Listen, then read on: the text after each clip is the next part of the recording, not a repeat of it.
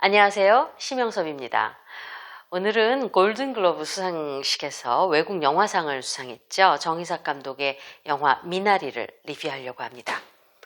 작품 해설에 앞서서요, 스포일러 워닝을 드리고 싶은데요. 제가 리뷰한 이제까지 그 영화들은 대부분 개봉한 지 몇 주, 몇 년이 지난 것들이라서 이 리뷰를 통으로 하는데 큰 문제가 없었거든요. 근데 지금 이 미나리는 개봉한 지 며칠 안 된 후 리뷰이기 때문에 제가 하는 리뷰 안에는 스포일러가 들어가 있을 수 있어요. 그래서 영화를 미처 보지 못하신 분은 영화를 보신 후에 이 리뷰를 들어보실 것을 권유드립니다. 리뷰 시작하겠습니다.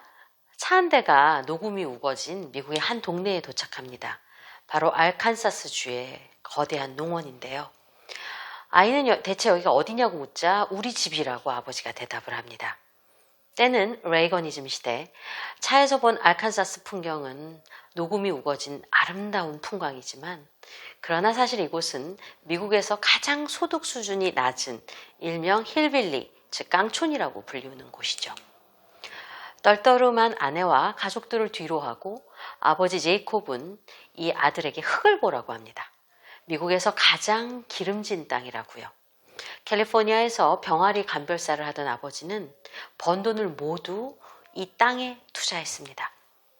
땅, 넓은 땅, 그것은 아버지가 진정 한국에서 미국까지 온 자신의 꿈이었죠. 실내가 아닌 밖에서 땀을 흘리고 또 팔이 마비되어도 이 농사를 짓는 것을 아버지는 사랑합니다.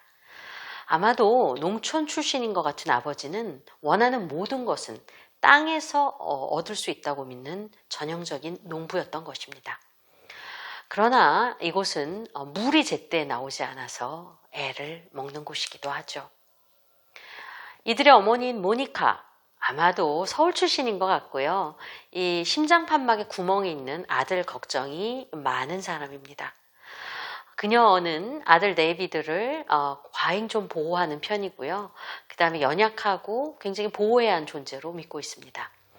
대도시에서 아이들에게 좋은 교육을 시켜주고자 하는 욕망이 있는데요. 또한 그녀는 미국 문화로 상징되는 기독교를 일찍이 받아들여서 굉장히 또 열심이고 또 미국 사회에 비교적 적응을 하려고 노력하는 편입니다. 그러나 하나님은 열심히 믿지만 인간인 남편은 좀 믿지 못하는 구석도 있어 보이죠. 이 부모 사이에 6살 난 소년 데이비드와 누나가 있는 것입니다. 그리고 어느 날 이들을 돌봐주러 한국에서 낯선이 바로 외할머니가 도착을 합니다. 아마 전쟁 중 남편이 전사한 후에 이 딸을 혼자 길렀던 것 같은데요. 할머니는 이 전쟁의 트라우마도 있어 보입니다. 또한 소년에게는 도통 이해가 되지 않는 존재죠. 일단 미국 할머니들과 달라도 너무 다릅니다. 이 미국 할머니 상징이 쿠키 구워주는 건데 쿠키도 못 굽죠. 욕도 하죠. 화투라는 그 노름도 좋아하죠. 그 다음에 남자 팬티도 있습니다. 그뿐인가요? 교회 가서는 어머니가 낸 헌금을 쓱싹하기도 하고 말이죠. 또 데이비드한테 천당은 노 땡큐라고 하느님한테 말해라 라고도 합니다. 손자를 만나자마자 입으로 이렇게 밤을 까서 넣어주려고 하는 문맹 있고 레슬링 경기를 심취하는 이 할머니에게 데이비드는 이해도 안 되고 아주 질색팔색을 하는 것이죠. 심지어 데이비드가 오줌을 싸자 너 브로큰 딩동이라고 사람들 앞에 얘기해서 너무 창피한 할머니이기도 합니다. 그녀는 모든 관습, 상식, 예의, 종교에서 벗어난 인문학적으로 보면 아버지의 법에서 벗어난 존재이기도 하죠. 단순해서 더 강한 사람, 맹목적으로 자기 딸과 손자, 손녀에 대한 사랑만이 있는 사람, 미국이란 땅에 옮겨진 이 식물 같은 가족의 튼튼한 뿌리 같은 사람이기도 합니다. 그런 소년에게 할머니는 세상에서 태어나서 처음으로 스트롱 보이라는 말을 해줍니다. 소년은 심장병 때문에 부모님에게 스트롱은커녕 늘 뛰지 말라는 말만 들었거든요. 할머니만은 소년이 강하다고 칭찬해주고 또 나무 밑에 자기와 함께 뛰어보자고 권유를 합니다. 어찌 보면 이 할머니는 소년에게 처음으로 한계를 넘어보라고 하는 존재인 것이죠. 이때부터 소년은 할머니를 달리 보기 시작합니다. 그러나 어느 여름날 할머니는 중풍으로 쓰러지고요. 말도 어눌해지고 행동도 마비가 되고 그리고 오줌도 싸는 마치 소년 데이비드와 비슷하게 되어버립니다. 그러나 손자인 데이비드는 이에 아랑곳하지 않고 점차 할머니와 정이 들게 되죠. 이렇게 영화는 이민가족의 애환과 한 소년의 성장담을 섬세하게 세 필로 그려냅니다. 그래서 가장 미국적인 주제인 이민을 담은 이 영화가 과연 미국 영화가 아니라 외국 영화일까 하는 의문 부호도 들기도 해요. 또한 영화에는 이민과 연관된 각종 상징들과 배경이 존재하는데요. 병아리 감별사로 굉장히 숙련된 아버지가 이 숫병아리는 쓸모가 없다고 이렇게 전부 다 소각해버리거든요. 이 소각장의 연기를 보면 아들한테 남자는 쓸모가 있어야 된다고 이야기를 하는데요. 이게 이제 이민을 보통 오면요. 이 여자들은 언어도 빨리 배우고 쉽게 미국 문화에 적응하는데 이 한국에서 이제 좀 가부장제가 있잖아요. 이런 남자들이 좀 더 적응을 하기 어렵다고 합니다. 근데 이런 뒷배경을 보여주는 그 대사가 아닐까 싶고요. 인부인 폴이 아버지에게 미국 채소를 심어라, 알칸사스식으로 재배를 하자 라고 말을 하지만 아버지는 이에 아랑곳하지 않고 꼭 한국 채소를 심어야 된다. 한국 사람들은 한국 채소를 먹고 싶어하고 잘 팔릴 것이다. 라고 이야기하는 것도 이 이민을 와서도 이 한국적 정체성을 잃어버리지 않으려는 이 아버지 그리고 이민 1세대의 모습을 떠오르게 하죠. 사실 이 가족은 미국에 정착하지만요. 가만히 보면 먹는 것도 한식이고 또 비디오 테이프로 한국 방송 듣고 붓글씨 써있는 액자를 집에 걸어 놓습니다. 즉 아메리칸 드림을 마음에 품고 이곳에 왔지만 여전히 한국의 생활 방식을 놓지 못하는 것이죠. 이민가정의 정체성 혼란과 가족 갈등이 적나라하게 드러나는 어떤 모순이 있는 그런 모습이기도 합니다. 그러나 영화는 여기서 그치지 않습니다. 이 영화의 가장 깊숙하고 또 진중한 의미는 바로 이 영화가 종교에 관해 질문을 한다는 것이죠. 무엇이 구원일까? 무엇이 진실하게 믿는 것일까? 라는 질문을 던집니다. 일단 이름부터 성경에 나오는 이름이 많습니다. 남자들 이름은요. 아버지 제이콥은 바로 야곱이란 뜻이죠. 이스라엘의 조상을 의미합니다. 그리고 데이비드 역시 작지만 강인한 소년 다윗에서 따온 것이죠. 일요일마다 십자가를 지고 다니는 폴은 바로 사도 바울이라고 말할 수가 있겠습니다. 동네 아이들은 폴에게 얼굴에 상처가 있고 대하에 똥을 싼다고 조롱을 하는데요. 그러나 목사님이 설교를 통해서 교회에 이 복음을 이웃에게 전파해야 한다고 한 후 다음 이어지는 컷은 십자가를 메고 길을 걸어가고 있는 폴의 모습입니다. 즉 폴의 머리 위에 한 줄기 빛까지 비추어지는데 교회 가지 않아도 폴은 매우 영성적인 사람이라고 심지어 귀신도 쫓아낼 수 있는 그런 존재라고 보여지지요. 또한 알칸사스의 드넓은 이 평원은 은유적으로 봤을 때 에덴의 동산 혹은 에덴의 정원 혹은 에덴의 동쪽이라고 비유가 되는 것 같습니다. 하늘도 심지어 녹색이고요. 뱀이 나타나는 장면도 뱀이 나타나 사람을 유혹하고 선악과를 따먹는 이 에덴 설화를 떠올리게 합니다. 그래서 촬영 감독은 이곳을 하늘과 태양의 빛이 환하고 정말 식물들이 사람보다 더 클로즈업이 되는 그런 고단한 현실과 대비되는 낙원 같은 이미지로 촬영을 하였죠.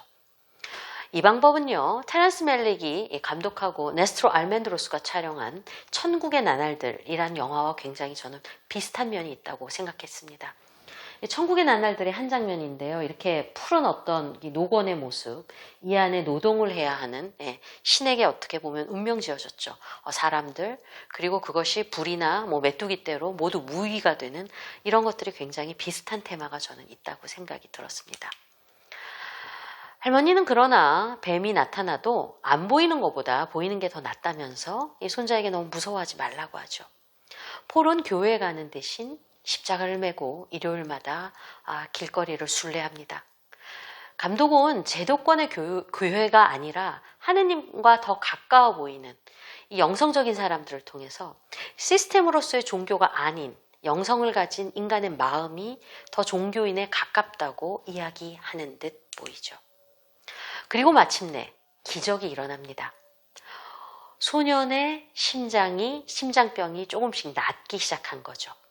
대도시의 의사는 이 소년을 관찰한 후에 판막에 있는 구멍이 작아지고 있다고 부모님에게 말합니다. 심장 소리가 크게 나는 것도 괜찮고 무슨 일을 해서라도 이 조건을 그대로 유지하라고 권유를 하죠. 그러나 그럼에도 불구하고 이러한 기적에도 불구하고 부모들은 좋아하기는커녕 이 농장을 소유하고 싶은 이 아버지의 욕망과 캘리포니아로 가고 싶은 어머니의 욕망이 대립하고 갈등하면서 결국 잠시 헤어져 있기로 둘이 합의를 보게 됩니다. 그때 비로소 농장에 화재가 나죠. 할머니의 실수로 시작된 불은 이 가족이 수확한 모든 것과 창고를 활활 불태웁니다.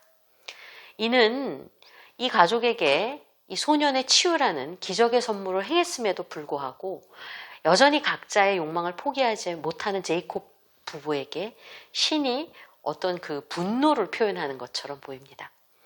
또한 모든 것을 다 제로 만들고 새로 시작하라는 신의 메시지 같이 느껴지기도 하죠.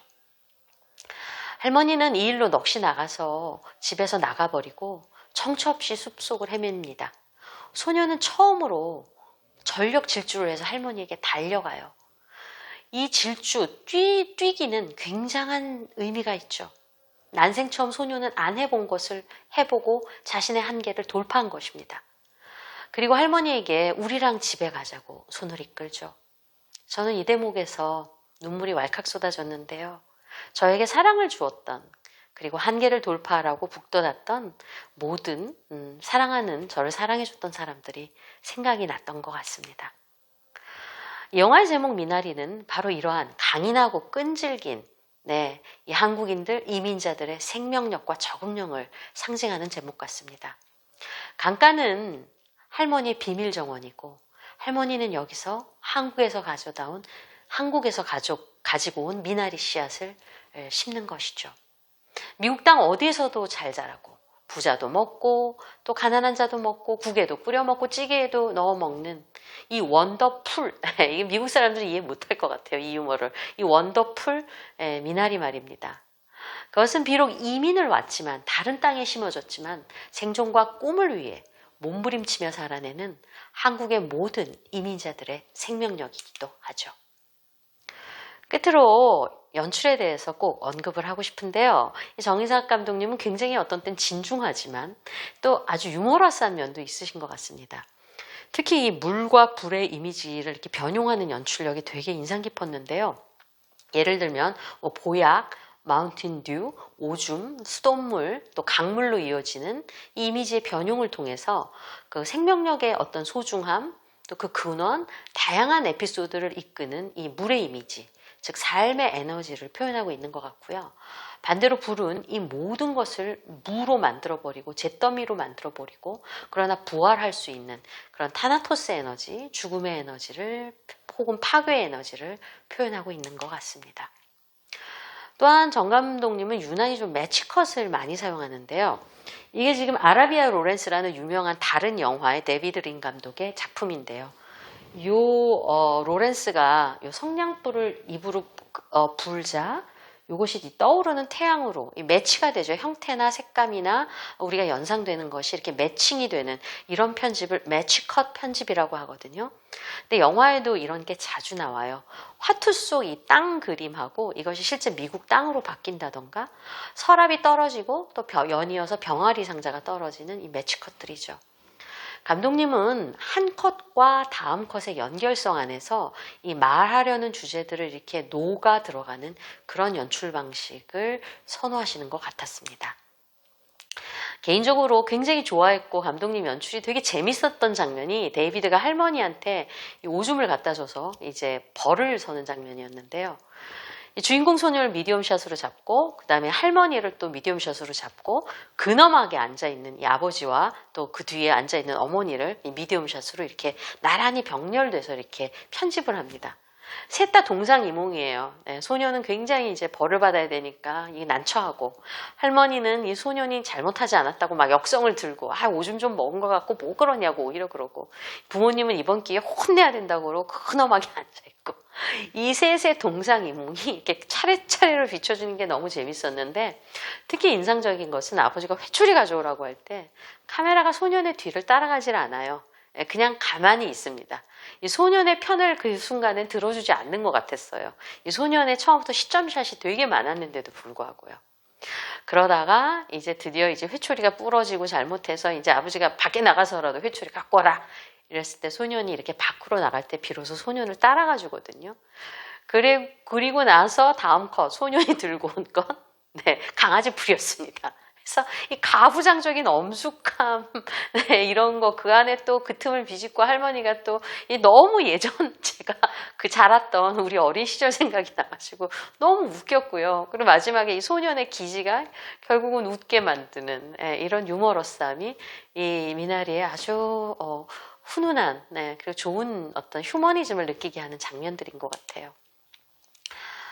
결국 화재온 모든 가족이 이제 한 방에서 잠이 들어있고 할머니가 이를 이렇게 말없이 지켜봅니다.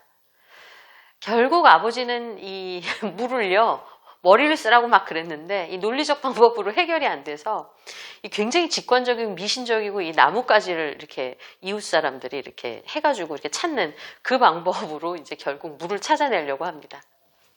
그러나 할머니는 이러시지 않았죠. 굳이 물을 찾지 않고 강가 옆에 미나리를 심는 현명한 방법을 택했습니다. 그렇습니다. 우리 모두는 그 강인하고 현명하고 또 억척 같은 할머니의 잎사귀들이죠. 미나리를 보면서 아주 오래전 돌아가셨던 저의 할머니가 떠올랐습니다. 미나리는 가족은 어떤 언어를 쓰더라도 마음의 언어로 통한다는 것을 보여주죠. 그리고 어떤 종교를 가졌더라도 심지어 종교를 믿던 믿지 않던 서로를 믿을 수 있다고 말하는 것 같습니다. 그리고 그 가족이 주는 사랑의 힘, 그것은 사과는 사과, 오이는 오이, 가족은 가족인 것처럼 그 넓은 대지를 옮겨서 땅을 옮겨서 다른 곳에 살더라도 여전히 가족의 사랑만은 서로에게 힘이 되는 것 같아요. 이 미국 사람들이 이 정말 동양적인 가부장적인 혹은 유교적인 잔재가 남아있는 이 미나리를 보고 어떤 생각을 했을까요? 개인주의적이고 훨씬 더 개인의 자유를 존중하는 또 기독교를 숭앙하는 미국 문화의 어떤 또 다른 거울이 되어주진 않았을까? 그래서 골든글로브에서 상을 받지 않았을까 하는 생각도 듭니다. 가족이라면 이해할 수 있는 마음의 소리, 영화 미나리에서 확인해 보시죠.